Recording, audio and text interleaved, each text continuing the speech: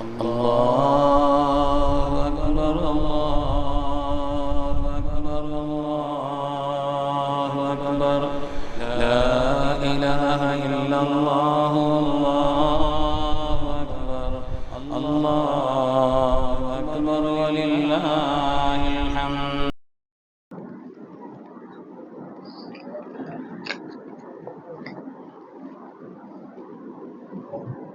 الله أكبر الله أكبر الله أكبر لا إله إلا الله الله أكبر الله أكبر ولله الحمد.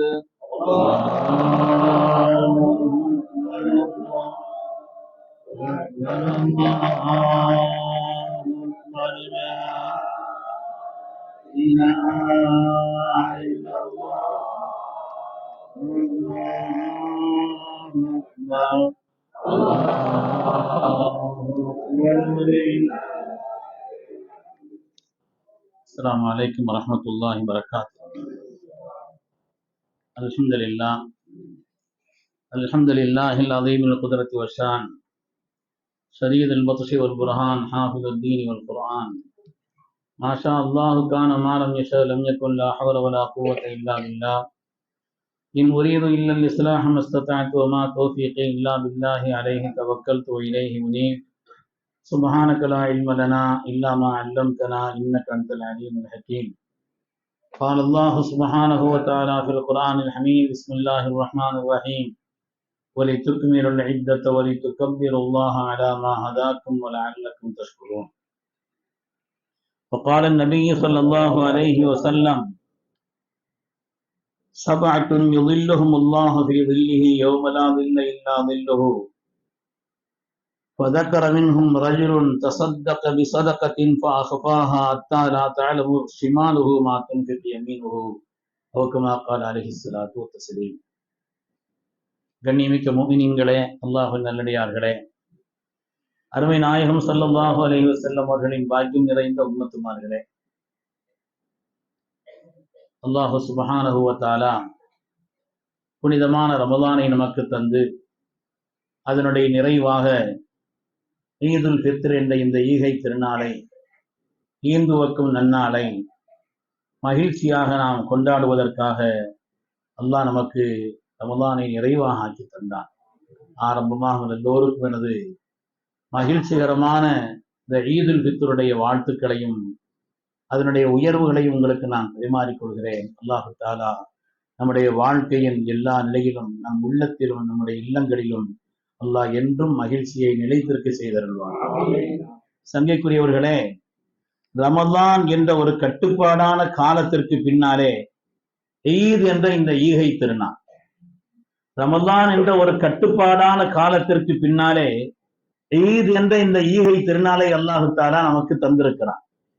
வாழ்க்கையிலே கட்டுப்பாடாக நடந்து கொள்ளக்கூடிய யாராக இருந்தாலும் அவர்கள் மகிழ்ச்சியான ஒரு தருணத்தை வெற்றியை பெறுவார்கள் என்பதையும் கூட இந்த செய்தி நமக்கு சொல்லி காண்பிக்கிறது. வாழ்க்கையில் கட்டுப்பாடோடு யார் நடக்கிறார்களோ, ஒழுக்க நிலையிலே யார் வாழ்கிறார்களோ, அல்லாஹ் ரசூலுடைய சொல்லுக்கு கட்டுப்பட்டு வாழ்கிறார்களோ, அவர்கள் நிச்சயமாக மகிழ்ச்சிகரமான வெற்றிக்குரிய தருணத்தை கண்டிப்பாக பெற்றுக் கொள்வார்கள் என்பதை ரமலானும் ரமலானை தொடர்ந்துள்ள பாக்கியமான இந்த ஈதும் நமக்கு நினைவுபடுத்தி காண்பிக்கிறது. அருமையானவர்களே, நமக்குள்ள உயர்வும் கண்ணியமும் மேன்மையும் நாம் பெற்றிருக்கக்கூடிய கல்வியினால் அல்ல, நாம் பெற்றிருக்கக்கூடிய திறமைகளினால் அல்ல, அல்லது நம்மிடத்தில் இருக்கக்கூடிய ஏதாவது ஒரு பொருள்களை கொண்டோ, விசாலமான வீடோ அழகான வாகனமோ, இப்படிப்பட்ட நம்மை சுற்றி இருக்கக்கூடிய இவைகள் அல்ல நமக்கு பெருமைக்குரிய பொருள்கள். நம்முடைய உயர்வுக்கும் நம்முடைய மேன்மைக்கும் அடிப்படையான காரணம் என்று உண்டு என்று சொன்னால் நாம் ஆற்றக்கூடிய நல்ல காரியங்களும் நாம் மேற்கொள்ளக்கூடிய அர்ப்பணிப்புகளும் தான் என்றென்றும் நம்மை உயர்வாக்கும், என்றென்றும் நம்மை மேன்மைப்படுத்தும் என்பதில் எந்த விதமான சந்தேகம். நிச்சயமாக நம்முடைய உயர்வுக்குண்டான அடிப்படைகள் நம்முடைய உயர்வுக்குண்டான அடிப்படைகள் நாம் ஆற்றக்கூடிய நல்ல காரியங்கள், அதேபோல் மேற்கொள்ளக்கூடிய நற்பணிகள், இவைகளை கொண்டுதான் நமக்கு உயர்வு. அல்லாஹு தஆலா பாக்கியமான இந்த பெருநாளை நமக்கு தந்திருக்கிறான். நம்முடைய பெருநாட்கள் என்பது வீண் வேடிக்கைகளுக்கான காரியம் அல்ல அவைகள்.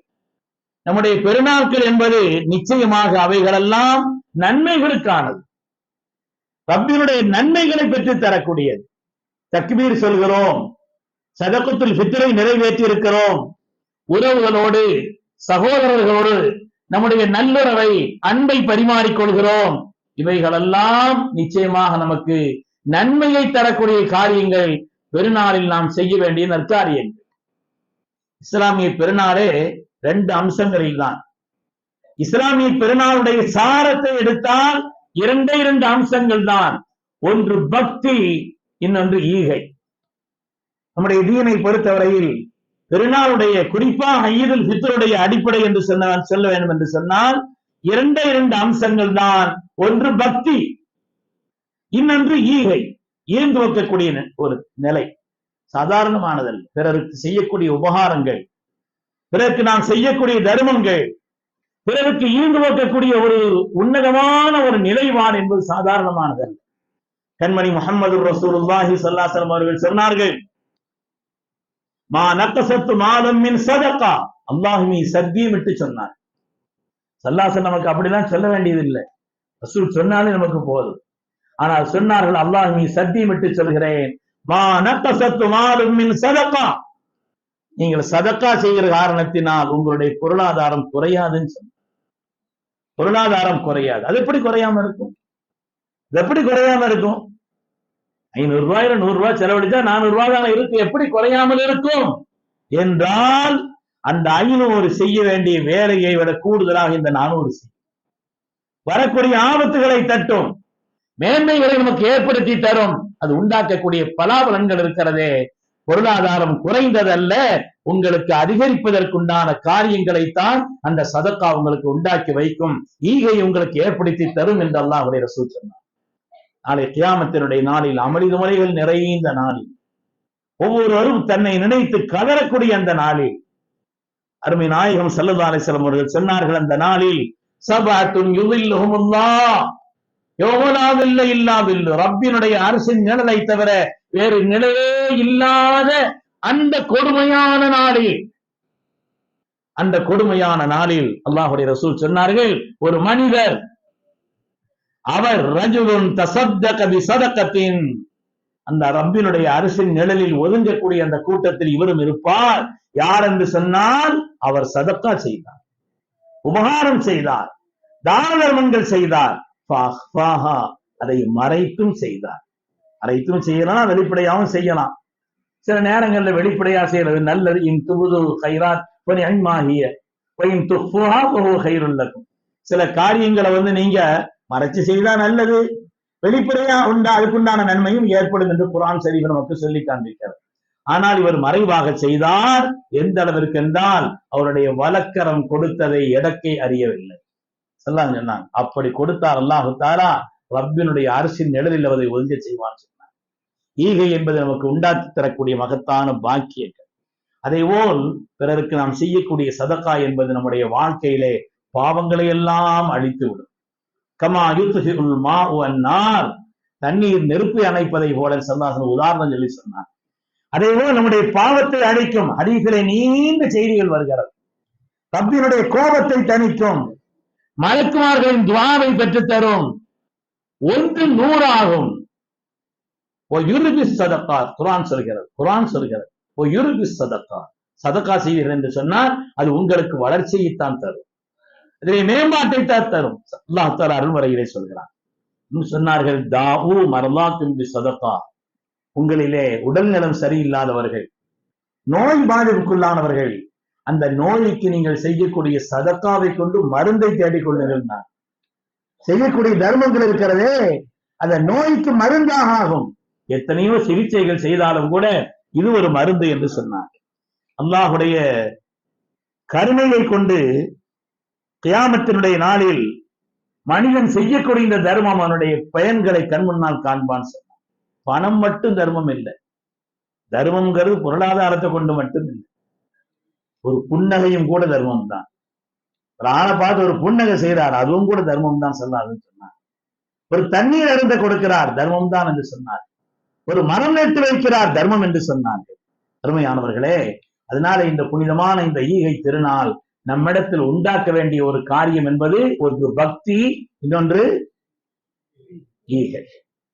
அல்லாஹு தஆலா அதற்குண்டான வசதி வாய்ப்புகளை, அதை செய்யக்கூடிய சிறந்த உள்ளத்தை, அதனுடைய பயன்பாட்டை அல்லாஹ் நமக்கு நிரப்பமாக ஆக்கி தந்தருள் புரிவார். கண்ணியமானவர்களே, வாழ்க்கையிலே பக்தி தான் மனிதனை மேம்படுத்தும். ஒரு மனிதனுடைய உயர்வுக்கான காரியங்கள் அவர் செய்யக்கூடிய நல்ல காரியங்கள் தான். அதுதான் உலகத்திலும் அவருக்கு மேன்மையை தரும், நாளை மறுமையிலும் மேன்மையை தரும். வரலாற்றிலே அதற்கு ஆசிம் ரலியல்லாஹு அன்ஹு, இன்னைக்கு குர்ஆன் ஓதுவதற்கு பல வழிமுறைகள் இருக்கிறது. பல வழிமுறைகள்ல குர்ஆனை ஓதலாம். கிராத்தினுடைய நடைமுறைகள்ல ஒரு 10 வழிமுறைகள் கூட இருக்கிறது. ஆனால் பிரபலமானது ஹப்ஸனுடைய கிராத்துன்னு சொல்றோம். இங்க நம்ம எல்லாம் அதான் ஓதிக்கிட்டு இருக்கிறோம். ஹப்ஸனுடைய கிராத்து தான் ஓதிக்கொண்டிருக்கிறோம். இந்த ஹப்ஸனுடைய கிராத்துக்கு சொந்தக்காரரான ஆசிம் ரலியல்லாஹு அன்ஹு அவர்கள், அவங்க எப்போ குர்ஆன் ஓதினாலும் அவங்க வாயிலிருந்து மனம் வந்து கொண்டே இருக்கும். எப்போ குர்ஆனை ஓதினாலும் எல்லோரும் சோதித்தார்கள், வந்தவர்கள் எல்லாம் பார்த்தார்கள். வித்தியாசமாக இருக்கிறது. ஓதும் போதெல்லாம் அவருடைய வாயிலிருந்து நறுமணம் கமழ்ந்து கொண்டே இருக்கிறது. வாயில் ஏதாவது ஏலக்காய் போட்டிருப்பாரோ அல்லது மனம் தரக்கூடிய ஏதாவது பொருள்களை வாயிலை போட்டிருப்பாரோ என்று அவரிடத்துல கேட்டான். நீங்க எப்போ ஓதுனாலும் ஒரு நறுமணம் வருது, அதுக்கான காரணம் என்னன்னு எல்லாம் ஒண்ணும் இல்லைன்னு சொன்ன. மறைத்தார்கள், தட்டி கழித்தார்கள்.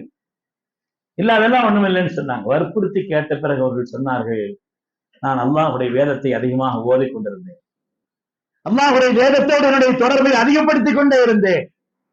ஒரு நாள் நமது உயிரின் மேலான கண்மணி முஹம்மது ரசூலுல்லாஹி ஸல்லல்லாஹு அலைஹி வஸல்லம் நான் கண்டேன்.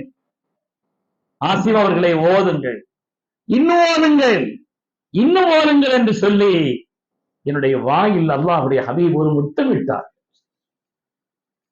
என்னுடைய வாயிலே ஒரு முத்தம் கொடுத்தார்கள். அதிலிருந்து நான் எப்பொழுது ஓதினாலும் கூட நறுமணம் கமழ்ந்து கொண்டே இருக்கும் என்று சொன்னார். எவ்வளவு பெரிய பாக்கியம், எவ்வளவு பெரிய உயர்வு பெருமக்களே. வாழ்க்கையிலே இப்படிப்பட்ட பாக்கியங்கள் தான்.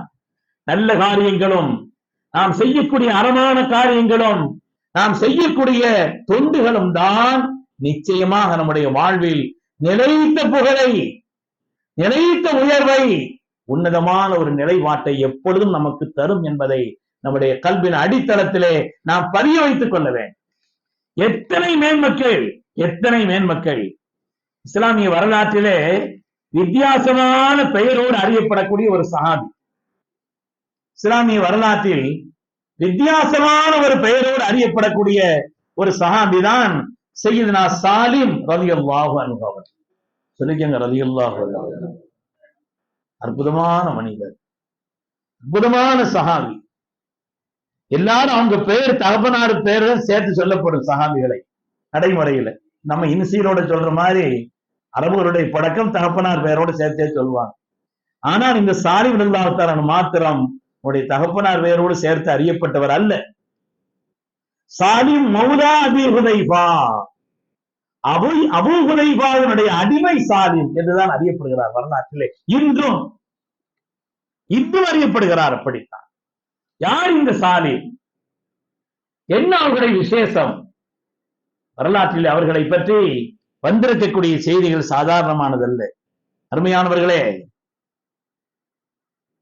சாதாரணமாக உடல் தோற்றத்திலே விகாரமான தோற்றம், உடலுடைய தோற்றத்தை பெருமைப்படத்தக்க அளவிற்கு, பாராட்டத்தக்க அளவிற்கு, அல்லது அவருடைய உடல் நிலை என்பது மற்றவர்களால் கவலைப்படக்கூடிய அளவிற்குண்டான உடல்நிலை தோற்றம் அல்ல, ஒரு விகாரமான தோற்றம். சிரியாவினுடைய அடிமை சந்தையிலே விற்கப்படுகிறார். சிரியாவினுடைய அடிமை சந்தையிலே விற்கப்படுகிறார். விலை போகாத அடிமை, விலை போகாத அடிமை. எவ்வளவு விலையை குறைத்து சொன்னாலும் கூட வாங்குவதற்கு யாரும் இல்லை. நடந்த வரலாறு பெருமக்கள். அன்றைய காலகட்டத்திலே மனிதர்களை அடிமைகள் போல் சந்தையில் விற்கப்பட்ட காலகட்டம். இவரை பற்றி எவ்வளவோ கூவி கூவி பார்க்கிறார்கள், யாரும் விலைக்கு வாங்குவதாக இல்லை.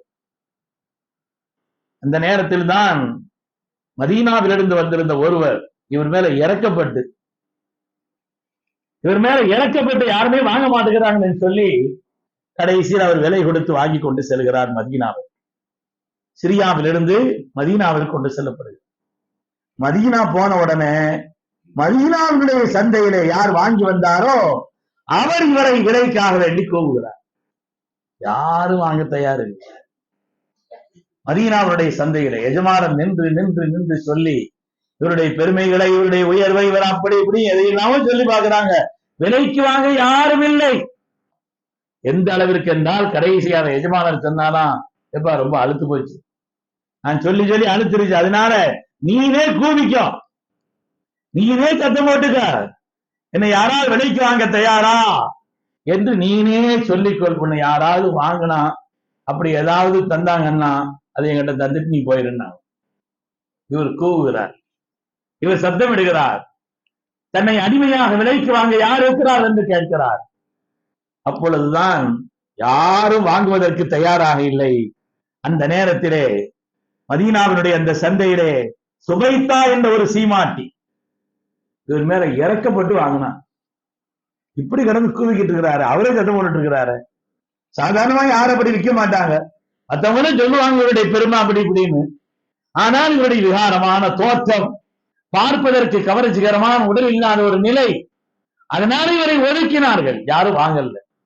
சுபைத்தா என்ற அந்த சீமாட்டி ரலியல்லாஹு அன்ஹா இவங்களை விலை கொடுத்து வாங்கினாங்க. வாங்கி கொண்டு போய் தன்னுடைய கணவர் அபூ ஹுதைஃபா அவர்களுக்கு அன்பளிப்பா கொடுத்தாங்க.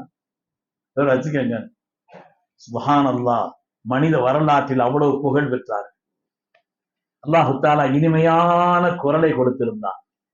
குர்ஆனோடு உள்ள தொடர்பு, அவருக்கு குர்ஆனோடு உள்ள தொடர்பு. அல்லாஹ்வுடைய ரசூல் சொன்னார்கள், இஸ்தக்ரஉல் குர்ஆன மின் அர்பஅத்தின், 4 பேர் குர்ஆன் ஓதினால் அந்த ஓதுவதை கேட்டு அதை நீங்கள் கற்றுக்கொள்ளுங்கள், அவங்கள போல ஓத பாருங்க என்று 4 பேரை இந்த உலகத்திற்கு அறிமுகப்படுத்தினார்கள். கண்மணி முஹம்மது ரசூலுல்லாஹி ஸல்லல்லாஹு அலைஹி வஸல்லம், சையதுனா இப்னு மஸ்ஊத் ரலியல்லாஹு அன்ஹு அவர்கள், சையதுனா சாலிம் மௌலா அபீ ஹுதைஃபா, அபூ ஹுதைஃபாவுடைய அடிமை சாலிம் ரலியல்லாஹு அன்ஹு, சையதுனா உபய் இப்னு காப் ரலியல்லாஹு அன்ஹு, சையதுனா முஆத் இப்னு ஜபல் ரலியல்லாஹு. இவங்க ஓதுனாங்கன்னா அதை கற்றுக்கொள்ளுங்கள், அதுபோல் நீங்கள் ஓதுங்கள். அவ்வளவு இனிமையான தெளிவான, அல்லாஹ் எப்படி இறக்கி வைத்தான் அதை ஓதக்கூடிய ஆற்றல் கொண்டு உலகத்திற்கு கற்றுக் கொடுக்க தகுதியானவர்கள் என்று கண்மணி ரசூலுல்லாஹி ஸல்லல்லாஹு அலைஹி வஸல்லம் 4 பேரை அடையாளம் சொன்னார்கள். அதிலே ஒருவராக சையதுனா சாலிம் ரலியல்லாஹு அன்ஹு. உண்மையானவர்களே, எந்த அளவுக்கு இவங்களுடைய ஓதுவருடைய இனிமை என்று சொன்னால், ஒரு நாள் அன்னை ஆயிஷா ரலியல்லாஹு அன்ஹா ஸல்லல்லாஹு அலைஹி வஸல்லம் வந்துகிட்டு இருக்கும் பொழுது வந்து சேர்வதற்கு தாமதம். ஸல்லல்லாஹு கேட்டாங்க, என்ன ஆயிஷா தாமதமா வரீங்களேன்னு சொன்னாங்க. ஒருவர் பள்ளியில் ஓதி கொண்டிருந்தார், அவருடைய ஓதுதல் என்னை நிறுத்தி வைத்து விட்டது. அவ்வளவு இனிமையான ஒரு நிலை, அவ்வளவு அழகான ஒரு குரல், அவ்வளவு தெளிவான இன்பமான ஓதுதல். ஸல்லல்லாஹு துண்டு எடுத்தாங்களாம், துண்டு எடுத்து மேல போட்டு ஆயிஷா நாயை கூப்பிட்டு வாங்க போவோம்னாங்க. போனால் அங்கே சையதுனா சாலிம் ரலியல்லாஹு அன்ஹு ஓதிக்கொண்டிருக்கிறார். கண்மணி ரசூலுல்லாஹி ஸல்லல்லாஹு அலைஹி வஸல்லம் காது குளிர அதை கேட்டுவிட்டு அல்லாஹுவை புகழ்ந்தார்கள், ரப்பை புகழ்ந்தார்கள். அல்ஹம்துலில்லாஹில்லதி ஜஅல ஃபீ உம்மத்தி மிஸ்லக், உங்களை போன்ற நன்மக்களை இந்த உம்மத்தில் அல்லாஹ் எனக்கு தந்தானே, அந்த ரப்புக்கே எல்லா புகழும் தான். பெருமானாரால் புகழப்பட்டவராக, பெருமானாரால் நேசிக்கப்பட்டவராக, அவர்களால் பாராட்டு சொல்லப்படக்கூடிய அளவிற்கு உயர்ந்த நிலையில் சையதுனா சாலிம் ரலியல்லாஹு அன்ஹு அவர்கள் ஆனார்கள் என்று சொன்னால், அவருடைய உடல் தோற்றத்தாலா, அழகினாலா, குலப்பெருமையினாலா, வேற என்ன அவருக்கு உண்டான உயர்வு? தீனுடைய மார்க்கத்தினுடைய ஒரு தொடர்பும் அல்லாஹ்வுடைய வேதத்தோடு உள்ள ஒரு தொடர்பும் அதிலே உள்ள ஒரு ஈடுபாடும் மார்க்கத்தினுடைய இந்த பக்தியும் தான் அவரை அல்லாஹ்வுடைய ரசூலால் நேசம் கொள்ள வைத்தது. இந்த உம்மத்திற்கு இது போன்ற மாமனிதர்கள் கிடைத்ததை நினைத்து ஆனந்தப்பட்டார். உண்மையானவர்களே, உங்களுடைய அந்தஸ்து ஏராளமானது. எந்த அளவுக்கு உயர்வானதுன்னு சொன்னா, ஹஜ்ரத் சய்யிதுனா உமர் இப்னு கத்தாப் ரலியல்லாஹு அன்ஹு அவர்கள் ஆட்சியாளராக இருந்த பொழுது அவங்க ஷஹீதாக்கப்பட்டார்கள். குற்றுயிரும் குறை உயிருமாய் ஹஜ்ரத் சய்யிதுனா உமர் ரலியல்லாஹு அன்ஹு இருக்கும் பொழுது அவங்கள்ட்ட கேட்டாங்களாம், கண்மணி சய்யிதுனா அபூபக்கர் சித்திக் நாயகம் அவர்கள் தனக்கு பின்னால் இந்த உலகத்திற்கு கலீஃபாவாக இருப்பதற்கு தகுதியானவர் என்று உங்களை எங்களுக்கு அடையாளம் காட்டினார். சித்திக் அக்பர் அவர்கள் உங்களை எங்களுக்கு அடையாளம் காட்டினார்கள். அதுபோல நீங்கள் யாரையாவது அடையாளம் காட்டலாம்.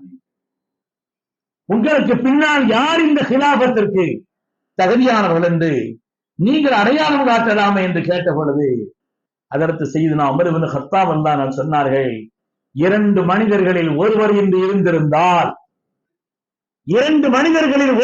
இருந்திருந்தால் நான் அவர்களிடத்தில் இந்த பொறுப்பை, அவருடைய பெயரை சொல்லி அவர்களில் ஒருவரிடத்திலே இந்த பொறுப்பை ஒப்படைத்து விட்டு நான் ஆனந்தமாக இந்த உலகத்தை விட்டு பிரிவேன் என்று சய்யிதுனா உமர் இப்னு கத்தாப் ரலியல்லாஹு அன்ஹு சொன்னார்கள். அந்த இரண்டு பேர் யார் என்று சொன்னால் சய்யிதுனா சாலிம் மௌலா அபீ ஹுதைஃபா ரலியல்லாஹு.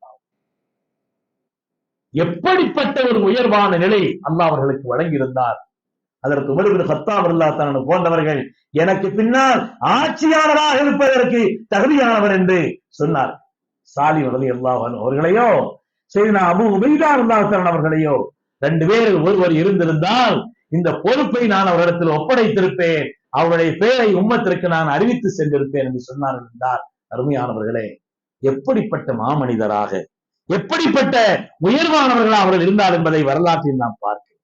அதனாலே வாழ்க்கையிலே உலகத்திலும் நிலைத்த புகழ், மறுமையிலும் வெற்றி என்று ஒன்று இருக்கிறது என்று சொன்னால், மன் அமில சாலிஹன் மின் ذكرٍ أو أنثى وهو مؤمن, யார் ஈமான் கொண்டு நற்செயல்களை புரிபவராக இருக்கிறாரோ அவர்களுக்கு உலகத்திலும் மனமான வாழ்க்கை நாம் கொடுப்போம். அப்படிப்பட்ட வாழ்க்கை நமக்கு தந்தருகிறது. மனமான வாழ்க்கை, புகழுக்குரிய வாழ்க்கை உலகத்திலேயே. நாளை மறுமையில் அவர்களுக்கு வைத்திருக்கக்கூடிய உயர்வான கூலி அது உன்னதமானது. அல்லாஹ் சிறந்த கூலியை கொடுப்பான் என்று அருள்மறை சொல்லிட்டான். அதனாலே பாக்கியமான ரமலானை பெற்றோம். நாம் எல்லாம் சீசனுக்கு அமல் செய்பவர்கள் அல்ல. ரமலான் பாக்கியமானது. அது நமக்கு தந்த அந்த உன்னதமான உணர்வை காலமெல்லாம் பேணக்கூடியவர்களாக மார்க்கம் சொல்லி தந்த ஒவ்வொரு விஷயத்திலையும் ஈடுபாட்டோடும் பக்தியோடும் அந்த காரியத்தை செய்பவர்களாக இருந்தால் உலகத்திலும் நிலைத்த புகழ் மறுமையிலும் உணரும். சஹாபிகள் சொல்கிறார்கள், ஒரு நாள் கண்மணி ரசூலுல்லாஹி ஸல்லல்லாஹு அலைஹி வஸல்லம் அவர்கள் சையதுனா அப்துர் ரஹ்மான் இப்னு சம்ரா ரலியல்லாஹு சொல்கிறார், ஸல்லல்லாஹு அலைஹி எங்களுக்கு கதை சொல்ற மாதிரி ஒரு தடவை பயான் செய்துட்டு இருந்தாங்க. கதை சொல்வதை போல் ஸல்லல்லாஹு அலைஹி வஸல்லம் பல்வேறு செய்திகளை எங்களுக்கு சொல்லிக் கொண்டிருந்தார். அப்படி சொல்லும் பொழுது சொன்னாங்க, ராயித்து ரஜுலம் மின் உம்மதி, என்னுடைய உம்மத்திலே ஒருவரை நான் பார்த்தேன், அத்தாஹு மலக்குல் மௌத், அவருடைய ரூஹ் வாங்குறதுக்காக மலக்குல் மௌத் வந்திருக்கிறார். அவருடைய ரூஹை வாங்குவதற்காக மலக்குல் மௌத் வந்திருக்கிறார். வந்த மலக்குல் மௌத் உடனே திரும்பி போயிட்டார், ரூஹ் வாங்காம. ஏன் என்று சொன்னால் அவர் பெற்றோர்களுக்கு செய்த அந்த உபகாரம் அவர் முன்னால் நின்றது. எனவே பெற்றோர்களுக்கு உபகாரமாக வாழ்பவர்கள் அற்ப ஆயுளில் மரணிக்க கூடாது என்பதற்காக ரூஹ் வாங்காம அவங்க திரும்பி போயிட்டாங்கன்னு சொல்றாங்க.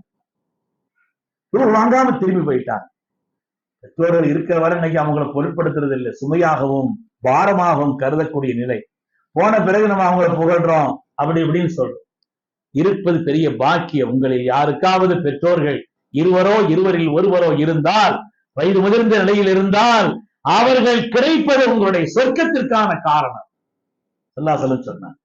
பெருமையானவர்களே, பெற்றோர்களுக்கு உபகாரமாக நடந்தால் அல்லாஹு தஆலா இளம் வயது இளம்பிராயத்தினுடைய மரணங்களில் இருந்து பாதுகாத்து மலக்குல் மௌத்தையே திரும்ப அனுப்பிடுவான். நாங்க ஸல்லல்லாஹு அலைஹி வஸல்லம் அதுபோல் ஒரு பெரிய லிஸ்ட் சொன்னாங்க. என்னென்ன காரியங்களை செய்தால் என்னென்ன பயன், என்னென்ன பலன்கள் ஏற்படும் என்று சொன்னார். ஒரு மனிதர் திக்ர் தொடர்ந்து செய்து கொண்டிருக்கிறார், மன ஊசலாட்டங்கள் நீங்கும், பயங்கள் நீங்கும் எல்லாம் சொன்னாங்க. திக்ரில ஈடுபாட்டுடையவராக இருக்கிறார், மனதிலே ஊசலாட்டங்கள், கண்ட கண்ட கற்பனைகள், தேவையில்லாத ஒரு நிலைப்பாடுகள், மனிதனை பயமுறுத்தக்கூடிய காரியங்கள், இப்படிப்பட்ட எல்லா விதமான கொடூரமான நிகழ்வுகளில் இருந்து மனித மனதை நிம்மதியாக வைக்கக்கூடியதாக திக்ர் இருக்கிறது. ஒவ்வொரு பயன்களா சொல்லிட்டே வர்றாங்க செல்லாஸ் திக்ரினுடைய பயன்பாடுகள். அதே போல் தொழுகை ஒரு மனிதனுடைய கபருடைய வேதனையிலிருந்து பாதுகாப்பதிலே முதன்மையானதுன்னு சொன்னாங்க செல்லாஸ். முதன்மையானதுன்னு சொன்னாங்க. ரப்பினுடைய நெருக்கத்தை பெற்றுத் தருவதிலே தொழுகைக்கு நிகராக ஒன்றில்லை. நோன்பு மஹ்ஷருடைய தாகத்திலிருந்து நம்மை பாதுகாக்கும்னு சொன்னாங்க. தராவியினுடைய பயான்ல கூட ஒரு நாள் இடையில நான் சொன்னேன், அன்னை உம்மு ஐமன் ரலியல்லாஹு அன்ஹா, அன்னை உம்மு ஐமன் ரலியல்லாஹு அன்ஹா அவங்களுக்கு தாகமே வராதாம், தாகமே வராதாம். வெயில்ல போய் நிற்பாங்க. தாகம் வருவதற்கு என்னென்ன காரணங்கள் எல்லாம் ஏற்படுமோ அதையெல்லாம் செய்து பார்ப்பாங்களாம். காரணம் என்னன்னு சொன்னா, அவங்க ஹிஜ்ரத்து செல்லும் பொழுது நோன்பு வச்சுட்டு போனாங்க. அல்லாஹ் உலகத்திலே அதற்கான பயன்களை பலன் பார்க்க கொடுத்தார். நாளை கியாமத்தினுடைய நாளையில் மனிதர்கள் எல்லாம் தாகித்து நிற்கும் நேரத்தில் குரு வஷரபு ஹனி அம்பிமா அஸ்லஃப்தும் பில் ஐயாமில் ஹாலி, உலகத்தில் எனக்காக சாப்பிடாமல் இருந்தீர்கள், எனக்காக எதையும் அருந்தாமல் இருந்தீர்கள், செல்லுங்கள் பாக்கியமான சொர்க்கத்திற்கு, அங்கே சென்று நீங்கள் அருந்துங்கள், சாப்பிடுங்கள் என்று அல்லாஹ் சொல்வான் என்று வருகிறார். அதனாலே தொழுகையை சொன்னார்கள், நோன்பை சொன்னார்கள், திக்ரை சொன்னார்கள், குர்ஆன் ஓதுவதை சொன்னார்கள், எல்லாத்திற்கும் அடிப்படையாக அல்லாஹ்வுடைய அச்சத்தை சொன்னார். என்னை என் ரப்பு பார்த்து கொண்டிருக்கிறான் என்ற பேர் உணர்வோடு வாழக்கூடிய அந்த தன்மை இருக்கிறதே, அதுதான் எந்த சூழலிலும் உங்களை பாதுகாக்கும் என்று சொன்னார். இதுபோல் ஏராளமான செய்திகளை ஸல்லல்லாஹு அலைஹி வஸல்லம் எங்களுக்கு சொல்லிக் கொண்டிருந்தார்கள் என்று சய்யிதுனா ஸல்லல்லாஹு அலைஹி வஸல்லம் அவர்கள் சொல்லி காட்டுவார். அருமையான பெருமக்களே, புனிதமான இந்த ஈதினுடைய லட்சியமே, ஈது சொல்லக்கூடிய பாடமே இரண்டு தான். ஒன்று பக்தி, இன்னொன்று ஈது.